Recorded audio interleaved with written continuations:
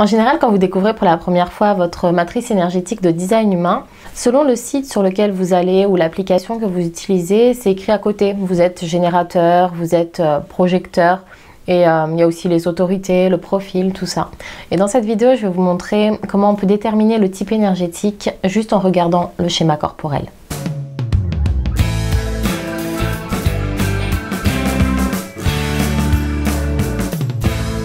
Alors moi, la première chose que je regarde quand je découvre un schéma corporel, c'est le centre sacral. Le centre sacral, il est ici.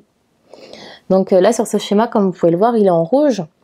Donc automatiquement, si vous voyez que le centre sacral est défini, c'est souvent le rouge, la couleur. Après, ça dépend des logiciels.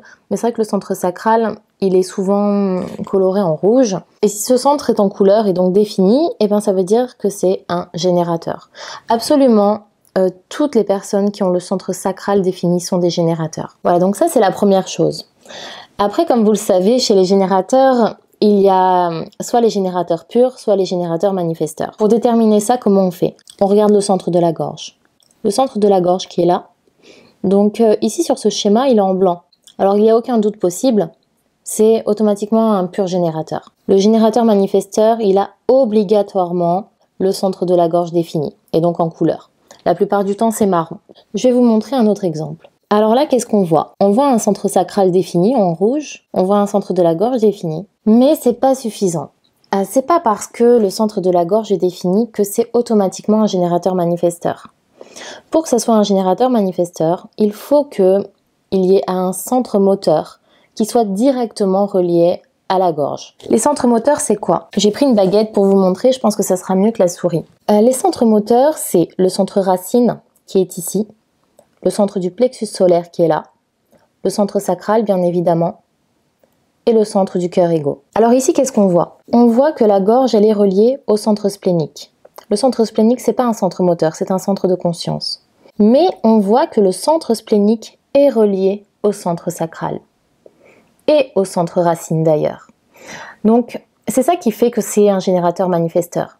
C'est parce que le centre de la gorge est directement relié à un centre moteur. Enfin, c'est pas vraiment directement, même si ça passe par un autre centre qui n'est pas un centre moteur, c'est ok. Donc là, nous avons affaire à un générateur manifesteur. Ça aurait pu être aussi le centre sacral relié au centre racine, avec aucune liaison avec le plexus solaire, mais le plexus solaire relié au centre de la gorge. À partir du moment où il y a un centre sacral défini et un centre moteur qui est relié à la gorge, ça fait un générateur manifesteur. Là, par exemple, c'est un autre cas qui se présente. On peut voir le centre sacral défini. Nous avons donc affaire à un générateur. Nous avons le centre de la gorge qui est défini, donc c'est peut-être un générateur manifesteur, et ça, on va le voir. Donc là, on voit que le centre de la gorge, il est relié au centre G, ici par le canal 8.1, le canal de l'inspiration. Et ensuite, le centre G, est-ce qu'il est relié à un centre moteur? Et là, il y a une porte 46, mais elle flotte. Elle ne va pas directement au centre sacral. Là, nous avons le centre sacral avec la porte 5 et la porte 14, mais c'est pareil, elles flottent. Elles ne vont pas directement au centre G. Donc là, nous avons un pur générateur et non pas un générateur manifesteur. Si il y avait eu la porte 2 définie et donc avec le canal 2,14, nous aurions eu un générateur manifesteur. Parce que dans ces cas-là, on aurait eu les deux centres moteurs, la racine et le sacral, qui sont reliés à la gorge, même avec le centre G qui passe au milieu. Donc je répète, les centres moteurs, ce sont le racine, le centre sacral, le plexus solaire et le centre cœur égaux. On passe à un autre schéma. Ici, on voit que le centre sacral, il est ouvert. Donc, automatiquement, ce n'est pas un générateur. Il nous reste quoi? Il nous reste le projecteur, le manifesteur et le réflecteur. Le réflecteur, il est tout blanc, donc ça ne peut pas être lui. Chez le réflecteur, tous les centres sont ouverts. Du coup, on a le choix, soit entre le manifesteur, soit le projecteur. Le manifesteur, sa plus grande particularité, c'est qu'il a un centre moteur relié à la gorge.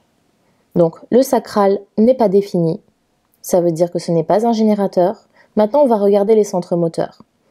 Comme je l'ai dit tout à l'heure, les centres moteurs, c'est le racine, le plexus solaire, le centre cœur égaux et le sacral, mais là, il n'est pas concerné. Donc là, on le voit quand même assez vite. On a le plexus solaire qui est directement relié à la gorge par le canal 12-22 et même le canal 35-36. Nous avons donc un manifesteur. Ça aurait pu aussi être Imaginons le centre racine qui est un centre moteur. Même si le plexus solaire était ouvert, imaginons le centre racine relié à un centre splénique défini qui lui-même est ensuite relié à la gorge. Là c'est pareil, c'est un manifesteur. Mais il faut absolument qu'il y ait une liaison entre le racine et le splénique à la gorge. Pareil, si nous avions eu le centre de l'ego défini, le centre G défini, relié au centre de l'ego, puis ensuite le centre G relié à la gorge, on aurait eu un manifesteur. Alors c'est moins direct bien sûr qu'un centre de l'ego directement relié à la gorge ou un centre du plexus solaire directement relié à la gorge, mais ça fonctionne quand même. Ensuite, nouveau schéma. Là, qu'est-ce que nous avons? Nous avons le centre racine, donc un centre moteur qui est relié au centre du plexus solaire, qui est un centre moteur, et le racine qui est également relié au centre splénique. Mais nous avons une gorge qui est blanche, un sacral qui est complètement ouvert. Bon, il y a des petites portes qui peuvent l'influencer en face, mais on peut dire que c'est quand même un sacral qui est bien ouvert. Sacral bien ouvert, ce n'est pas un générateur. Gorge ouverte, ce n'est pas un manifesteur. Il y a des centres définis, donc ce n'est pas un réflecteur. Automatiquement, qu'est-ce qui nous reste? Le projecteur. Le projecteur, il y en a plein de différents. Là, nous avons un projecteur émotionnel. Il y a également les projecteurs mentaux qui ont juste la tête et l'ajna. Et même parfois la gorge qui est définie, mais ce n'est pas un centre moteur, le centre tête et le centre ajna. Donc on peut avoir une gorge définie, bien sûr, chez les projecteurs. Un projecteur, il peut également avoir le centre G et le centre de la gorge défini. Le centre G n'est pas un centre moteur, donc ça reste un projecteur, ce n'est pas un manifesteur.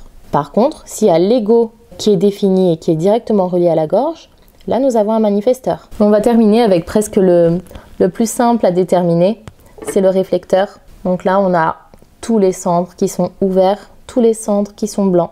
Donc ça ne peut pas être autre chose qu'un réflecteur. Voilà, j'espère que cette vidéo vous a plu et qu'elle vous aide dans votre cheminement d'apprentissage du design humain. Surtout, n'hésitez pas à vous abonner à ma chaîne et si vous avez des questions, n'hésitez pas aussi à me les poser en commentaire.